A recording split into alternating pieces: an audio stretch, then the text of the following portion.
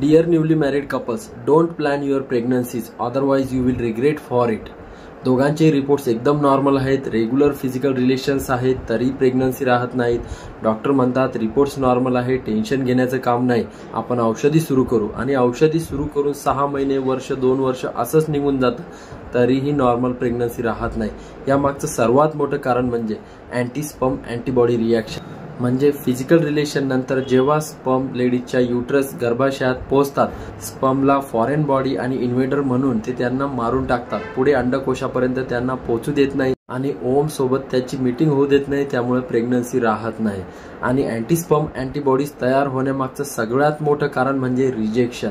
Rejection म्हणजे सुरुवातीला नवीन लग्न झाल्यानंतर बरेचसे कपल प्रेग्नन्सी बद्दल प्लॅनिंग करतात की 1 वर्ष, 2 वर्ष, 5 वर्ष आपल्याला मूळबाळ नको, एन्जॉय करावा किंवा आपण सेटल व्हावं या दृष्टीने ते विचार करतात. आणि लेडीज खास करून या गोष्टीवर वारंवार विचार करत असते. असा विचार केल्यानंतर हार्मोन्सवर त्याचा परिणाम होतो आणि हा परिणाम स्त्रीच्या इम्युनिटीवर होतो आणि इम्युनिटी स्त्रीच्या गर्भाशयामध्ये अँटीस्पर्म अँटीबॉडीज तयार करतात. नंतर बरेचसे कपल विचार करतात की आपण आता चांगला विचार करतोय तरी प्रेग्नन्सी का राहत नाहीये, कारण एकदा हे अँटीस्पर्म अँटीबॉडीज तयार झाले की याचं रूपांतर आजारामध्ये होतं. तेव्हा प्रेग्नन्सीसाठी कधीच प्लॅन करू नका. हवे तर प्रेग्नन्सी ठेवायची नसेल तर त्यासाठी योग्य उपाययोजना करा.